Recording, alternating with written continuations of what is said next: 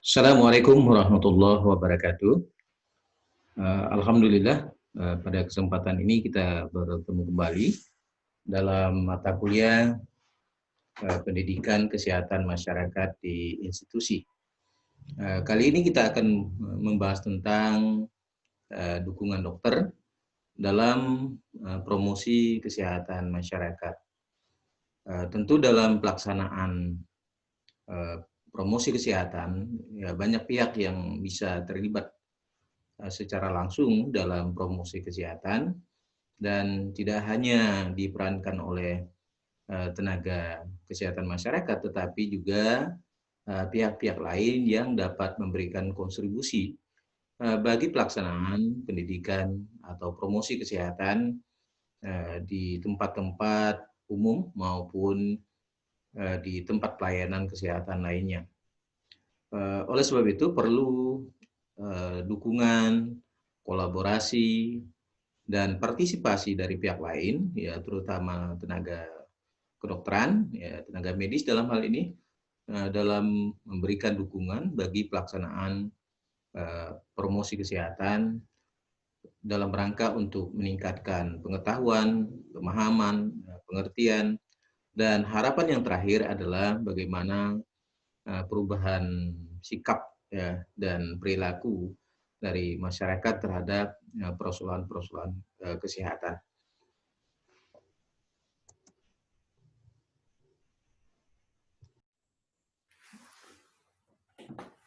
Dalam upaya melaksanakan promosi kesehatan ini, upaya memperoleh dukungan dokter tentu sangat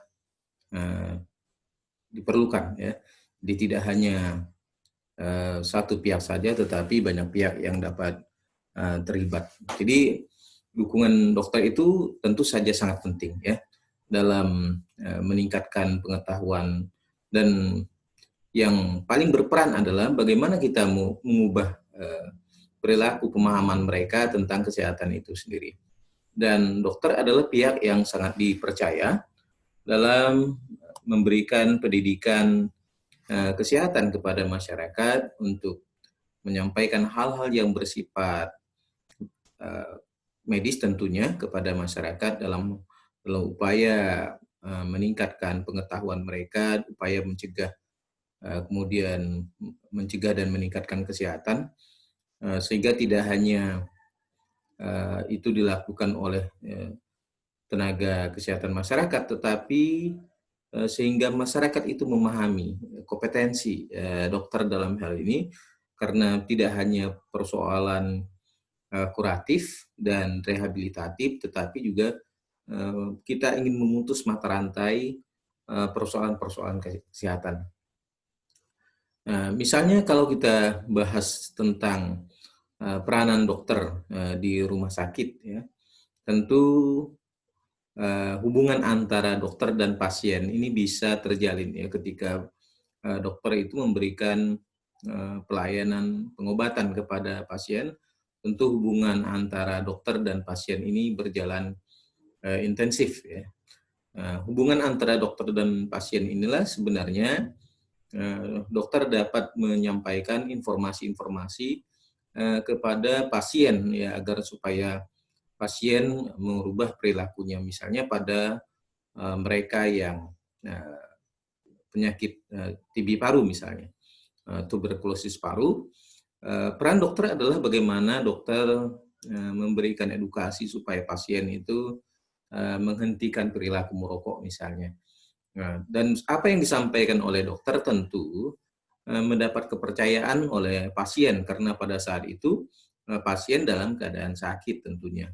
Kepercayaan pasien kepada dokter dalam hal melakukan advokasi, kemudian edukasi kepada pasien ini memungkinkan bagi dokter untuk menanamkan nilai-nilai atau informasi yang berkaitan dengan efek apabila pasien ini tidak menghentikan perilaku merokoknya. Dengan demikian, dokter ini akan berkuasa penuh kepada pasien, terutama dalam hal mengubah perilaku pemahaman dokter pasien itu terhadap bahaya rokok, karena tidak hanya pada penderita tuberkulosis paru ini, tidak hanya yang diderita oleh pasien itu sendiri. Tentu saja akibat merokok dapat menularkan melalui asap gitu ya. Kemudian droplet ya dapat menularkan kepada orang-orang lain ya. Nah, inilah dampak yang ditimbulkan dari perilaku merokok dan kemudian ini akan memperparah paru seseorang apabila dia terus merokok tanpa mau berhenti untuk merokok. Nah, peran dokter di sini dapat menyampaikan pesan-pesan kesehatan supaya perilaku orang yang menderita tuberkulosis paru tadi, mereka berupaya untuk mengubah perilakunya. Kalau mereka tidak mengubah, ya tentu saja ini akan berisiko besar bagi kesehatan pasien tadi. Semua upaya yang dijalankan terhadap pasien berawal dari diagnosis yang dilakukan oleh dokter terhadap pasien. Ya, bisa saja berdasarkan tanda dan gejala yang ada pada pasien itu atau berdasarkan pada hasil uji laboratorium. Tentunya dokter melihat, membaca hasil laboratorium, kemudian melihat hasil diagnosis yang dilakukan dokter dengan melihat tanda dan gejala, maka dokter ini memiliki peran dalam menentukan kesehatan atau masalah kesehatan yang dihadapi oleh pasien ini. Dan dokter menduduki peran yang sangat mempengaruhi secara psikologis terhadap pasien ini, sehingga diharapkan apa yang disampaikan oleh dokter, baik secara kognitif atau pengetahuan dari pasien tersebut tentang bahaya penyakit tersebut apabila tidak ditanggulangi. Oleh sebab itu, pasien akan berusaha untuk berharap dirinya bisa sembuh dari sakit, kemudian tentunya dia harus mengubah perilaku yang berisiko terhadap kesehatan, kemudian tetap berupaya untuk meningkatkan kesehatan pasien itu sendiri. Dalam konteks ini, dokter memiliki peran yang utama ya dalam konteks memberikan kepercayaan kepada pasien. Ya, kalau dia tidak mau merubah perilakunya, maka ini akan berisiko bagi kesehatan pasien itu sendiri. Peran dokter inilah yang sebenarnya dapat diharapkan untuk mendukung promosi kesehatan, khususnya dalam merubah perilaku pasien tadi. Hampir semua upaya yang dijalani oleh pasien atas dasar peran yang besar dari dokter, baik itu atas permintaan atau rujukan dokter dalam menentukan agar pasien itu dirujuk atau tidak dirujuk, ditangani segera atau tidak ditangani segera. Ini yang mempunyai kewenangan yang penuh terhadap pasien. Jadi kalau dia terlambat dalam mengambil keputusan, maka itu akan berisiko kepada kondisi pasien. Oleh sebab itu, peran dokter sangat dominan dalam menentukan kesehatan dari pasien tersebut. Biasanya tingkat kepercayaan pasien kepada dokter dalam menentukan masalah kesehatan ini biasanya diikuti ketimbang ditangani oleh tenaga kesehatan masyarakat sendiri, karena memang tenaga kesehatan masyarakat tidak melakukan diagnosis ya, tetapi hanya berdasarkan pada teori-teori pengetahuan-pengetahuan yang mereka dapatkan dari persoalan-persoalan kesehatan secara umum. Nah, sementara dokter berdasarkan pada hasil analisis, sehingga diagnosis tentu sangat dipercaya oleh pasien dalam menyampaikan informasi penting tersebut, khususnya bagi pasien itu sendiri. Kemudian dokter tidak begitu peduli dengan upaya pendidikan pasien, ya. Ia lebih menekankan bagaimana upaya kuratif atau upaya pengobatan, ya. Nah, misalnya kecuali bagi dokter endokrinologi, misalnya paru atau alergi, dia berupaya untuk melakukan advokasi ya kepada pasien dan upaya-upaya perubahan perilaku yang diharapkan terjadinya perubahan. Baik itu perubahan gaya hidup, pola makan, atau asupan gizi, kemudian perilaku yang berisiko bagi kesehatan. Karena itu dokter harus memiliki peran yang cukup utama dalam tindakan awal untuk melakukan pendidikan kesehatan. Ya, jangan sampai persoalan-persoalan yang sebenarnya dapat diatasi dengan perubahan perilaku, tetapi pasien tidak mau mengubah perilaku tersebut. Ya, memang banyak kalau kita lihat kasus-kasus misalnya para penderita yang penyakit disebabkan oleh rokok mereka, kemudian sesak napas, ya, kemudian baru berhenti merokok. Pada umumnya mereka yang berhenti merokok adalah mereka yang pernah menderita penyakit yang berkaitan dengan sistem pernapasan. Oleh sebab itu penting bagi dokter untuk melakukan edukasi kepada pasien agar pasien itu ya lebih sehat, tentunya lebih baik, ya. Dan jangan sampai pasien itu menderita penyakit yang sama kemudian mengunjungi dokter itu kembali. Bukti-bukti menunjukkan bahwa pendidikan kepada pasien ini sangat penting, ya, mempunyai manfaat yang luar biasa bagi kelangsungan kesehatan pasien itu sendiri. Kalau pasien sudah mengetahui faktor penyebab terjadinya sakit yang dideritanya, diharapkan pasien itu mengubah perilaku yang dianggap membahayakan bagi kesehatan untuk tidak diulangi, ya, dilakukan atau tidak menularkan kepada orang lain. Karena itu penting bagi dokter untuk dibekali tenaga pendidikan pada pasien atau patient education ini agar kesembuhan pasien ini ya, lebih cepat, lebih baik tentunya, tidak hanya melakukan terapi melalui obat, tetapi juga perubahan-perubahan perilaku, misalnya asupan gizi yang lebih baik, misalnya kemudian menghindari stres, gitu kan. Kemudian melakukan aktivitas fisik, gitu. Kemudian tidur teratur. Ini akan dapat meningkatkan daya imunitas yang tinggi dan kemudian sistem metabolisme tubuh menjadi lebih baik. Nah, harapannya bahwa pendidikan kesehatan itu mempunyai manfaat yang besar, ya, berpengaruh bagi pasien terutama untuk mempercepat pemulihan dari pengobatan tadi. Karena itu peran dokter dalam mendukung promosi kesehatan ini yang umumnya biasanya ditangani pada orang-orang yang sehat, dan dokter dapat berperan, ya, dalam melakukan pendidikan kesehatan pada pasien atau patient education dalam rangka untuk mempercepat penyembuhan pada pasien. Karena apabila itu tidak dilakukan, maka ini akan sangat lambat dan sulit sekali terjadi penyembuhan. Banyak kasus, kita ambil contoh, ada beberapa penyakit yang kalau tidak didukung dengan asupan yang baik, kemudian menghindari stres dan istirahat yang cukup, tentu ini akan menjadi masalah krusial bagi kesehatannya. Karena itu penting bagi dokter untuk berperan secara lebih mendalam. Memang pendidikan pada pasien ini akan lebih mudah sebenarnya dijalankan oleh dokter. Agar supaya pasien ini secara langsung atau menggunakan metode personal counseling dalam melakukan pendidikan kesehatan.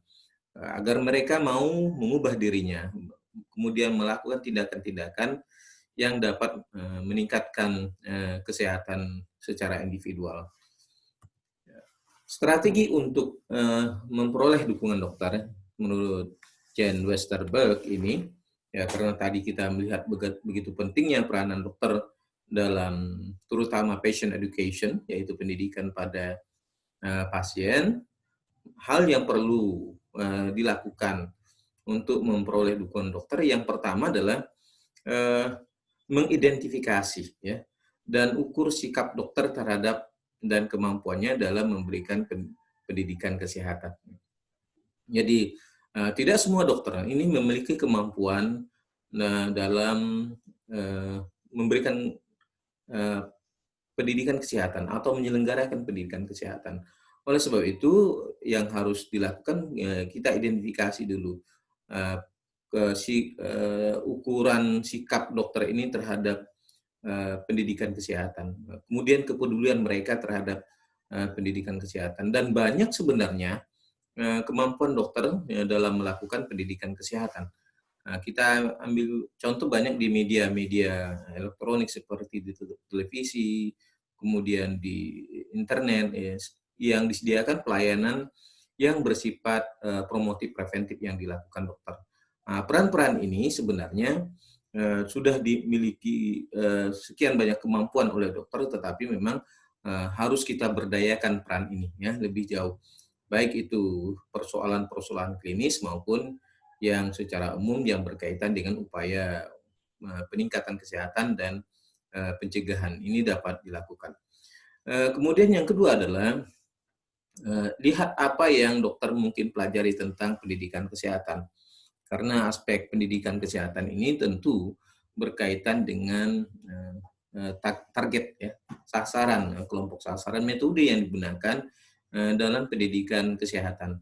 Hal yang paling utama yang sebenarnya dapat dilakukan adalah patient education, pendidikan pada pasien. Jadi sifatnya adalah personal dan dokter dapat berkomunikasi dengan baik, dengan terbuka kepada pasien, kemudian berdialog secara langsung ya, agar bisa menggali, kemudian memberikan informasi, kemudian ingin mengubah pemahaman, pengertian, dan harapannya adalah sikap dan tindakan yang harus diubah oleh pasien itu sendiri. Jadi kesembuhan sebenarnya tidak hanya dilandasi oleh faktor pengobatan yang dilakukan, tetapi juga peran dari pasien itu sendiri dalam upaya meningkatkan kesehatan. Misalnya kalau kita contoh ya, asupan gizi yang cukup kepada pasien ya, agar dapat meningkatkan daya tahan tubuh yang lebih baik, sehingga berbagai penyakit mungkin yang dapat tumbuh kemudian menular pada atau berkembang pada tubuh seseorang karena memiliki asupan yang baik, maka daya tahan tubuh itu akan juga semakin membaik. Oleh sebab itu, dokter mungkin harus mempelajari ya pendidikan pada pasien ini dalam waktu yang sebenarnya relatif tidak begitu lama, karena hal ini tentu berkaitan dengan kemampuan komunikasi seorang dokter ya kepada pasien. Dan ini sebenarnya sudah banyak dilakukan. Cuma memang pendidikan kepada pasien ini memerlukan waktu yang cukup panjang ya. Nah, sementara jumlah pasien begitu banyak ya. Jadi tidak hanya melakukan diagnosis, tetapi juga dokter berperan dalam meningkatkan pengetahuan pasien itu sendiri. Kemudian yang ketiga adalah bantu dokter di lembaga tempat Anda bekerja untuk mengenalkan Anda ya di PKRMS nih, pendidikan kesehatan di masyarakat di rumah sakit, yaitu pendidikan pada pasien atau patient education ini. Nah, misalnya di klinik edukasi, ya, kita bisa sharing, diskusi dengan dokter yang berkaitan dengan masalah-masalah kesehatan lainnya. Dan terkadang juga dokter harus bisa dilibatkan di dalam PKRMS atau di patient education atau juga di klinik edukasi.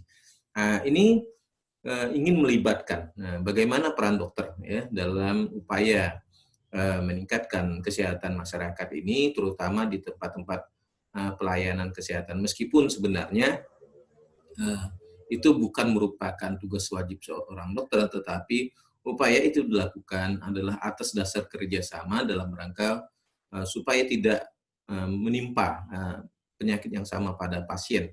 Oleh sebab itu, dokter dapat melakukan edukasi, karena kepercayaan pasien itu biasanya tumbuh karena peran yang dilakukan oleh dokter atas dasar hasil uji lab atau diagnosis dokter dalam melakukan pemeriksaan kepada pasien, sehingga dokter dapat mengambil kesimpulan. Di samping itu juga yang hal penting yang dokter lakukan adalah bagaimana menjelaskan persoalan-persoalan kesehatan yang dihadapi oleh pasien tadi. Kemudian yang keempat, upaya agar direktur atau kepala rumah sakit ya, atau katakanlah puskesmas atau di Pasienkes ya, pendidikan dokter mengetahui bahwa kita siap memberikan presentasi tentang pendidikan pasien. Jadi bahwa dokter bisa saja dilibatkan ya dalam melakukan pendidikan kepada pasien ya secara langsung, khususnya pada pasien yang menderita penyakit yang sama. Jadi kita buat kelas-kelas ya kepada pasien yang memiliki penyakit yang sama. Bisa katakanlah misalnya pada penderita diabetes mellitus ya. Jadi kelompok-kelompok itu dikelompokkan dalam satu tempat, kemudian dokter memberikan penjelasan pendidikan kesehatan untuk penyakit diabetes mellitus. Nah, ini penting dilakukan oleh dokter ya agar supaya pasien itu dapat melakukan perawatan kesehatan bagi dirinya sendiri dan mencegah risiko-risiko yang mungkin saja dapat timbul akibat perilaku yang berisiko. Misalnya makanan apa saja yang dilarang untuk dikonsumsi supaya tidak terjadi meningkatnya gula dalam darah seseorang tersebut yang akan berdampak bagi kesehatan terutama pada kelompok penderita diabetes mellitus ini.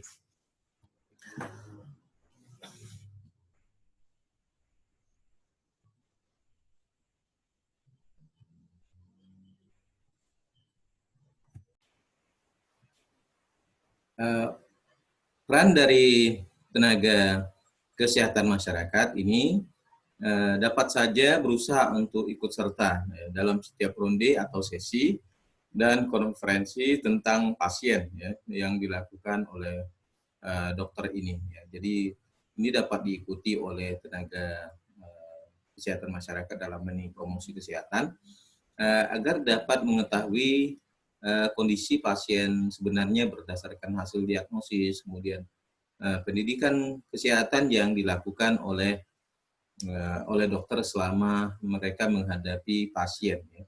Jadi ini dilakukan agar setiap ronde atau sesi yang dilakukan oleh dokter dalam konferensi tentang pasien ini akan selalu diikuti perkembangannya sampai sejauh mana perkembangan pasien itu, kemudian termasuk di dalamnya bagaimana pasien agar dapat melakukan kunjungan atau juga pasien ini agar berupaya terus meningkatkan pengetahuannya tentang penyakit yang dideritanya. Jadi ketika pasien itu akan mengerti tentang penyakit yang dideritanya, diharapkan pasien ini juga meningkatkan perilaku pencegahan ya, atau dalam rangka meningkatkan kesehatan dirinya melalui upaya-upaya kesehatan, misalnya pola makan, kemudian aktivitas fisik dan menghindari stres. Jika mungkin ikut serta dalam pendidikan mahasiswa dan residen kedokteran, ini bisa dilakukan oleh tenaga promosi kesehatan ini.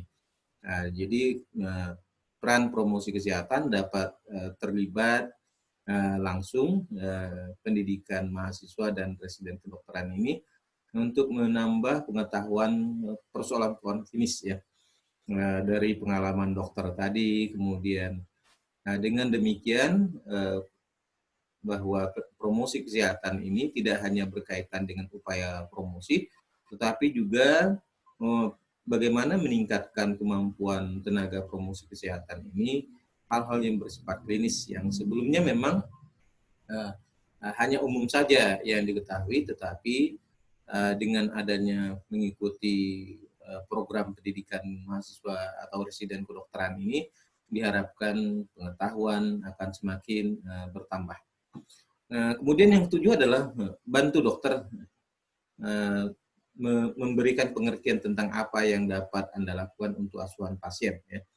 Jadi bisa mengikuti perkembangan ya, pasien melalui asuhan kedokteran, ya, asuhan pasien selama dalam perawatan. Oleh sebab itu, tenaga promosi kesehatan dapat juga terlibat secara langsung ya, dalam asuhan ke pasien ini agar supaya perkembangan pasien ini dapat diikuti tahap demi tahap. Ya. Harapannya adalah bagaimana tenaga promosi kesehatan itu memahami seluk-beluk yang bersifat klinis meskipun sebenarnya itu adalah wilayah kedokteran. Jadi ini akan membantu ya, membantu promosi kesehatan akan semakin memiliki wawasan ya tentang hal-hal yang klinis. Jadi jangan sampai kita sebagai tenaga promosi kesehatan tidak mengerti hal-hal yang bersifat klinis secara umum ya. Nah, ini diharapkan memiliki pengetahuan yang baik tentang hal yang klinis ini akan memudahkan dalam melakukan promosi kesehatan. Jangan menggunakan kata jargon pendidikan, ya, tapi lebih baik menggunakan penyuluhan atau katakanlah edukasi kepada pasien, ya katakanlah bimbingan dan sebagainya yang memungkinkan lebih tidak bersifat pembelajaran, ya, tapi lebih bersifat dialogis yang memudahkan hubungan antara dokter dengan pasien dan tenaga promosi kesehatan masyarakat, tenaga promosi kesehatan ini. Tentunya ini akan memberikan uh, uh, uh, pengertian, ya, bagi pasien terutama bahwa kalau pendidikan konotasinya seolah-olah dalam kondisi formal. Tentu dalam hal ini tidak terikat dengan hal yang formal sebenarnya, tetapi lebih pada upaya perubahan pengetahuan atau peningkatan pengetahuan, perubahan sikap, dan memperbaiki tindakan perilaku seseorang agar lebih baik. Kemudian yang ke-9 adalah, ya, berikan materi-materi yang memungkinkan bermanfaat bagi dokter untuk mendukung, ya, upaya pendidikan kesehatan itu, terutama yang berkaitan dengan kemampuan dalam melakukan pendidikan kesehatan, atau dengan kata lain health educator, ya. Dengan demikian dokter akan semakin meningkat kemampuan dalam hal melakukan pendidikan kesehatan kepada pasien, sehingga tenaga promosi kesehatan sangat terbantu oleh peran dokter yang melakukan promosi kesehatan ini. Oleh sebab itu, kerjasama ini harus dibangun dengan kesadaran yang sama bahwa upaya meningkatkan kesehatan dan mencegah dari resiko sakit ini adalah tanggung jawab kita bersama. Semua bisa terlibat, baik secara langsung maupun tidak langsung. Apabila memungkinkan, gunakan rujukan pasien sebagai kesempatan untuk mendidik dokter, ya. Artinya rujukan pasien ini akan memberikan pemahaman, ya, kepada dokter bahwa dokter juga dapat melakukan pendidikan kesehatan kepada pasien.